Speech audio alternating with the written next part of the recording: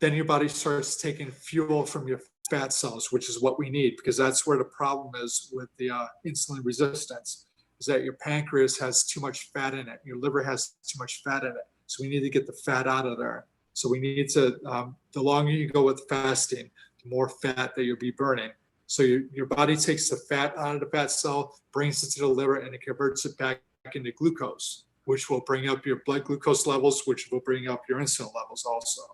So this is the continuous thing that your body does to keep you in energy balance. It's called energy homeostasis. So to keep you in energy balance, your energy level dips down sometimes. And this is what one of the members from the group was worried about, being at 70 with her blood sugar levels. Blood sugar levels go down, then glucagon, that blue line, that kicks it back up again. But it takes a little bit of time. So you might feel hunger pains. You might feel maybe a little lethargic. You might feel a little dizzy. You might have a little vertigo during this time. But the process goes around to where the glucose levels come back up again, because it takes a little time for your body to convert the fat into glucose. It has to go through the liver. It has to go through this whole process of that happening. It takes a little bit of time. So it usually takes maybe about 30 minutes, 35, 40 minutes, somewhere around there, where you start feeling back to normal again. So unless your blood sugar level dips down to like the 50s or low 60s, I wouldn't worry too. I would keep my eye on it, but I would just wait and see what your body goes through with the process, and then recheck maybe about a half hour later. But it should be back up to normal. If it's not, then you need to take, I would suggest taking a glucose tab or a glass of orange juice, a little bit, like a quarter of a glass of orange juice, or something with a little bit of sugar. But you don't want to overdo it, because then you have to start adding more insulin to bring the glucose levels back down again.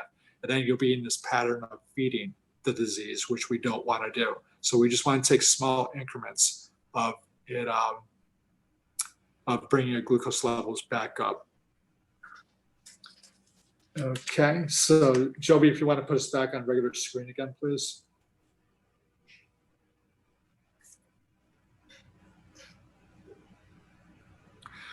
So hopefully I didn't confuse you guys. Hopefully this is a little bit more understanding of why I ask you to do the fasting and why I ask you to do certain time limits with the fasting, so that your body can start burning the fat that you need to burn and keep those insulin levels down low.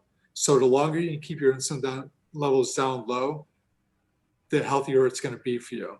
At a certain point, of course, if the insulin levels go down to 60 or whatever, you don't want that either. So let's keep it in a normal range, okay?